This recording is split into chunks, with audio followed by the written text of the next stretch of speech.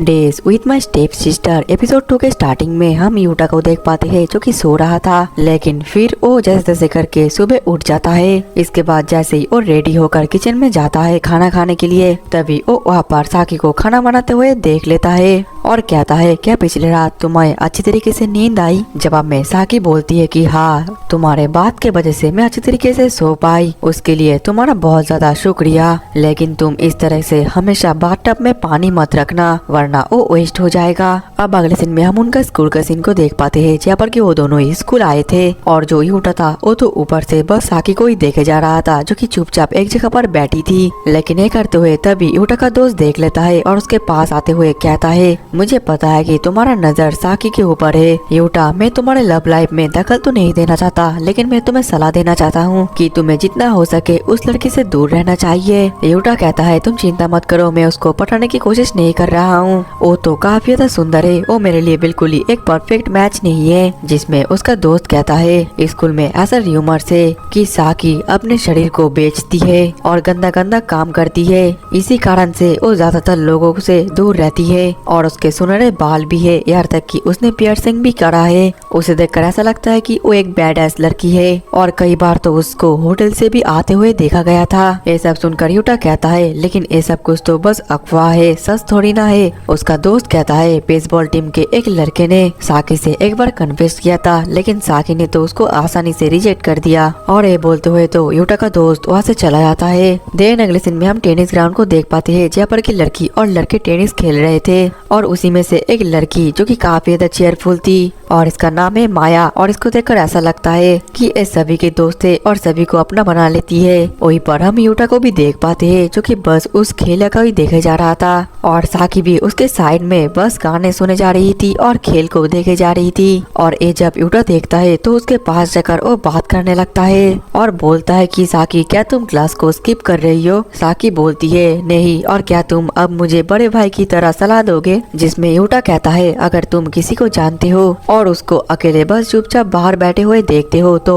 क्या तुम उसके लिए चिंता नहीं करोगे या फिर उसके पास जाकर उसके बारे में नहीं पूछोगे। साकी कहती है तो फिर क्या अब तुम मुझे लेक्चर देने वाले हो। यूटा कहता है मैं ऐसा नहीं हूँ कि हर किसी को लेक्चर देता फिरूं, मैं बस क्यूरियस था कि आखिरकार तुमने टेनिस क्यों चुना। साकी कहती है मैंने टेनिस को इसलिए चूज किया क्योंकि माया ने मुझे फोर्स किया था, लेकिन इसके अलावा भी मेरे भी एक पर्सनल रीजन है। यूटा कहता है साकी क्या तुम माया के साथ अच्छे तरीके से घुल मिल चुकी हो। जिसमें साकी कहती है कि हाँ, क्योंकि माया एक ऐसी लड़की है जो कि हर किसी के साथ आसानी से घुल मिल जाती है। और फिर साकी पूछने लगती है यूटा आखिरकार तुमने टेनिस क्यों चुना। यूटा कहता है मुझे ये चुनने का कोई खास अच्छा कारण नहीं है। साकी बोलती है तुम चिंता मत करो क्योंकि मेरा भी इसको चुनने का कोई खास वजह तो नहीं है। यूटा कहता है मैंने टेनिस इसलिए चुना क्योंकि इसमें टीम अप करके नहीं खेला जाता, मैं नहीं चाहता कि मेरा टीम मेरे ऊपर एक्सपेक्टेशन करे और मैं भी किसी के ऊपर एक्सपेक्टेशन नहीं करता। साकी थोड़ा सा हैरान होकर बोलती है क्या सच में, लगता है हम दोनों एक ही जैसे हैं, मैं भी किसी टीम के साथ खेलना पसंद नहीं करती और मैं लड़कियों से भी दूरी बनाए रखने की कोशिश करती हूँ। यूटा कहता है क्या तुम्हें अपने क्लास में घुल मिलने के थोड़ी दिक्कत होती है क्योंकि तुम इतनी ज्यादा फैशनेबल हो कि सभी तो तुमसे अट्रैक्टेड होंगे। साकी बोलती है ऐसी बात नहीं है, मैं मानती हूँ कि मैं फैशनेबल हूँ लेकिन कोई भी मुझे परेशान नहीं करता और मैं अपना अकेले का टाइम बहुत ज्यादा अच्छी तरीके से एंजॉय करती हूँ। वहीं पर हम माया को देख पाते हैं जो कि अपने दोस्तों के साथ काफी ज्यादा बात और हंस खेल रही थी। देन अगले सीन में उनका स्कूल खत्म हो जाता है और यूटा तो घर पर आ जाता है। वहीं पर जो साकी की मॉम थी वो भी अपने काम पर ही जाने लग रही थी। यूटा कहता है हमें माफ कर देना, हमारी वजह से आपको बहुत ही ज्यादा दिक्कतें होती है। जिसमें साकी की मॉम बोलती है कोई बात नहीं, मैंने डिनर बना कर रखा है और ये तो मेरा कर्तव्य है, तुम ज्यादा चिंता मत करो। और साकी की मॉम ये भी बोलती है कि मैं एक बारटेंडर हूँ इसलिए मेरे काम में मेहनत तो है लेकिन उतना ज्यादा मेहनत भी नहीं है। और साकी की मॉम की ये बात सुनकर यूटा थोड़ा सा हैरान हो जाता है और फिर साकी की मॉम वहाँ से जाने लगती है और जाने से पहले कहती है यूटा साकी का अच्छी तरीके से ख्याल रखना। अब अगले ही पल हम यूटा को देख पाते हैं जो कि पढ़ाई कर रहा रहता है, लेकिन तभी वहाँ पर साकी आ जाती है और उसके दरवाजे को नॉक करती है। यूटा कहता है कोई बात नहीं, तुम अंदर आ सकते हो।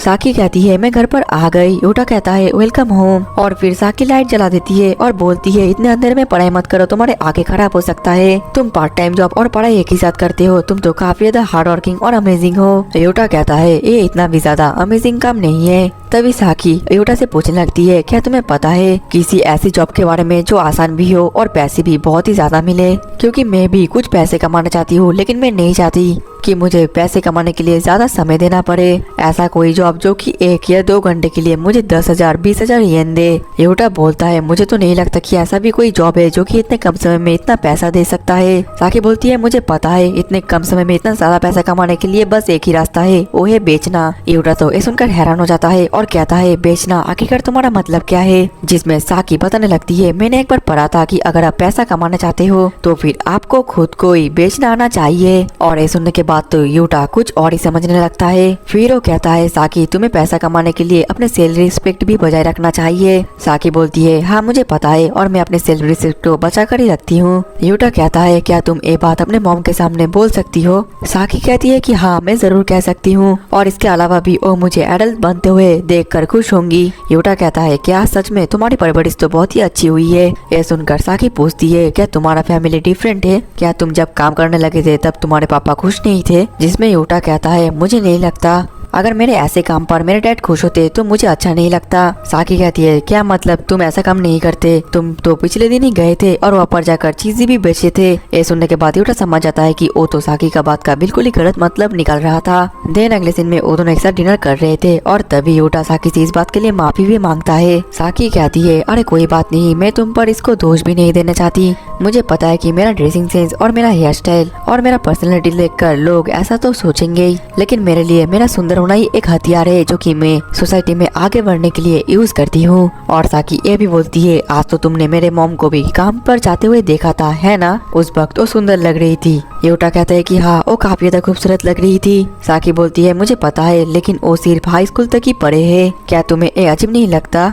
यूटा कहता है कि नहीं, मुझे इससे कोई भी फर्क नहीं पड़ता। साकी कहती है, तुम्हें इससे भले ही फर्क ना पड़े, लेकिन कुछ लोग उनके बारे में बहुत ज्यादा अजीब बातें सोचते हैं। वो ज्यादा पढ़ी लिखी तो नहीं है, लेकिन वो काफी ज्यादा अट्रैक्टिव है और यहाँ तक कि वो रात में ड्यूटी करते हैं। इस वजह से वो लोग सोचते हैं कि मेरी मॉम एक बेवकूफ लड़की है जो कि अपने लुक्स को अपने फायदे के लिए यूज करती है। मैंने बहुत सारे लोगों को मेरे मॉम के बारे में ऐसा कहते हुए सुना है। ये सब सुनने के बाद यूटा कहता है, लोग तो बहुत ही ज्यादा बकवास बातें करते हैं। साकी कहती है, हाँ तुमने बिल्कुल सही कहा, ये सभी बातें बकवास है। समाज ऐसा ही है, अगर तुम अच्छे दिखते हो और तुम इंटेलिजेंट नहीं हो तो लोग बोलेंगे कि तुम आगे बढ़ने के लिए अपने बॉडी को यूज करते हो, लेकिन तुम अगर अच्छा नहीं दिखते और इंटेलिजेंट हो तो फिर लोग बोलेंगे कि तुम बहुत ज्यादा गंदा दिखते हो। ये सब सुनने के बाद यूटा कहता है, मैं समझ सकता हूँ कि आखिरकार तुम क्या बोलने की कोशिश कर रही हो। साकी बोलती है, इसी वजह से मैं अपने लुक्स को अपने हथियार बनाती हूँ। मैं अपने फैशन को परफेक्ट करना चाहती हूँ, मैं हर एक चीज में परफेक्ट होना चाहती हूँ, पढ़ाई करना चाहती हूँ और अपने आप को एक स्ट्रॉन्ग बनाना चाहती हूँ। इसी वजह से तब मैंने तुम्हें एक पार्ट टाइम जॉब के बारे में पूछी थी और यही मेरा फर्स्ट स्टेप होगा गोल को पाने का। यूटा कहता है, क्या तुम सच में पार्ट टाइम जॉब करना चाहती हो? क्योंकि वो बहुत ज्यादा थकावट भरी होती है। साकी बोलती है, मैं सेल्फ डिपेंडेंट होना चाहती हूँ। जिसमें यूटा अपने मन में कहता है, ये खुद को साबित करना चाहती है, लेकिन किसके सामने, किसके लिए? फिर वो अपने पास्ट के बात को सोचने लगता है जहाँ पर कि वो और उसकी मॉम खाना खा रहे थे। जिसके बाद साकी उससे कहती है, तुम भी वैसा ही हो, है ना? यूटा बोलता है कि नहीं, मैं तुम्हारे जितना इतना ज्यादा स्ट्रॉन्ग नहीं हूँ। और फिर यूटा का खाना खत्म हो जाता है और फिर वो कहने लगता है, ठीक है, मैं तुम्हारे लिए पार्ट टाइम जॉब ढूंढूंगा। मेरे जॉब के वहाँ पर एक सीनियर है, मैं उससे भी पूछ लूंगा। जो सुनकर साकी उसको शुक्रिया कहती है और बोलती है, लेकिन मैं नहीं चाहती कि बिना कोई मतलब के तुम मेरी मदद करो, वरना ये तो नाइंसाफी हो जाएगा। तो फिर तुम मुझे बताओ कि आखिरकार मैं तुम्हारे लिए क्या कर सकती हूँ। जिसमें यूटा कहता है, मैं मिसो सूप खाना चाहता हूँ, इसलिए तुम मेरे लिए हर दिन मिसो सूप बनाओ। साकी कहती है, क्या तुम मुझे कन्फेस कर रहे हो? यूटा चौंककर बोलता है कि नहीं, आज से पहले मैं इंस्टेंट मिसो सूप के अलावा कुछ नहीं खाता था, लेकिन आज मैंने जो मिसो सूप खाया वो बहुत ज्यादा टेस्टी था। लेकिन तुम्हारी मॉम काम पर जाती है और उनके लिए इतना ज्यादा खाना बनाना मुश्किल हो सकता है, इसलिए अगर तुम मिसो सूप बनाते हो तो उनका कुछ हेल्प हो जाएगा। जिसमें कि साकी मान जाती है और कहती है, ठीक है, मैं तुम्हारे लिए हर दिन खाना बनाऊंगी। यूटा कहता है, तो फिर मैं तुम्हारे लिए जॉब ढूंढना भी शुरू कर देता हूँ। अब अगले दिन यूटा के पापा साकी को खाना बनाते हुए देखकर हैरान हो जाते हैं और वो इस बारे में यूटा से बोलते हैं। जिस वजह से यूटा साकी को कहता है कि आखिरकार तुम ब्रेकफास्ट क्यों बना रहे हो? जिसमें साकी कहती है क्या तुम कल की बात भूल गए थे कि हम दोनों ने एक कॉन्ट्रैक्ट किया था। यूटा बताता है लेकिन वो तो मैंने बस डिनर बनाने के लिए कहा था। साकी कहती है लेकिन मैंने सोचा कि मैं ब्रेकफास्ट भी बना देती हूँ। जब कोई देने या लेने की बात आती है तब मैं लेने से ज्यादा देना प्रेफर करती हूँ। अब अगले पल यूटा खाना को देख रहा होता है, जो देखकर साकी पूछती है क्या खाना टेस्टी नहीं बना। यूटा कहता है अरे ऐसी बात नहीं है, असल में मैं हमेशा फ्राइड एग के साथ सोया सॉस खाता हूँ। साकी इस पर हैरान होकर बोलती है क्या सच में, लेकिन मैं तो हमेशा एग के साथ सॉल्ट और पेपर मिलाकर ही खाती हूँ, मुझे माफ कर देना। यूटा कहता है तुम्हें सॉरी बोलने की कोई जरूरत नहीं है, ये मेरी गलती है, मुझे तुम्हें पहले बताना चाहिए था। साकी कहती है ठीक है, इसके बाद मैं कुछ भी बनाने से पहले तुमसे पूछ कर बनाऊंगी। अब अगले दिन में यूटा अपना पार्ट टाइम जॉब के अंदर होता है और वहाँ पर तो पैसा कमाने का तरह तरह तरीका का वो एक बुक पढ़ने लगता है और उसके कोवर्कर ये देखकर कहती है किसको पता था कि तुम पैसा कमाने के लिए इतना ज्यादा कॉन्शियस हो। जिसमें यूटा कहता है हाई स्कूल के बाद मैं इंडिपेंडेंट होना चाहता हूँ, ठीक इसी वजह से मैं कुछ ज्यादा पैसा कमाने के बारे में तरकीब देख रहा था। वो कोवर्कर बोलती है मैं तुम्हें समझ पाती हूँ। यूटा कहने लगता है अब हमारी फैमिली पहले से बड़ी हो चुकी है और इतने कम पैसों से फैमिली को चलाना मुश्किल हो सकता है। यह था कि अब तो मेरी एज की मेरी एक बहन आ चुकी है, इसलिए मुझे नहीं लगता कि हाई स्कूल के बाद मैं उनके साथ रहूं। वो कोवर्कर बताने लगती है लेकिन मुझे भी नहीं लगता कि ये तुम्हारी बहन की वजह से होना चाहिए। यूटा कहता है तो फिर क्या एक गलत बात है। जिसमें यूमरी कहती है ऐसी बात नहीं है, एक बहन जो कि तुम्हारी एज की है और तुम्हारे लिए काफी ज्यादा मददगार हो सकती है। अगर तुम अकेले अपने हाथों से सभी काम नहीं कर सकते तो तुम्हें कभी कभी लोगों के ऊपर निर्भर होना चाहिए। जो सुनने के बाद यूटा कहता है क्या ये तभी भी ठीक रहेगा जब हम उनके लिए भारी बोझ बन जाएंगे। यूमेरी कहती है क्या तुम्हें पता है कुछ लड़कों को मोटी लड़कियां भी पसंद आती है। यूटा बोलता है मैं तुमसे इस बारे में बात नहीं कर रहा हूँ। यूमेरी फिर कहने लगती है पैसा बहुत ज्यादा अलग चीज है, अगर तुम्हारे पास ज्यादा पैसा है तो अच्छी बात है, लेकिन अगर कम पैसा है तो उसको बढ़ाने के लिए तुम्हें किसी का मदद लेना ही चाहिए। और फिर यूटा वहाँ से जाने लगता है। तभी यूमेरी उससे ये भी कहती है कि तुम्हें अपने फैमिली के ऊपर निर्भर रहना चाहिए। अब अगले दिन में यूटा इस सभी बातें साकी को बता देता है और कहता है मुझे माफ करना, मैंने तुम्हारे पार्ट टाइम जॉब के लिए कुछ भी नहीं ढूंढ पाया और मुझे नहीं लगता कि मैं तुम्हारी इसमें ज्यादा मदद भी कर पाऊंगा।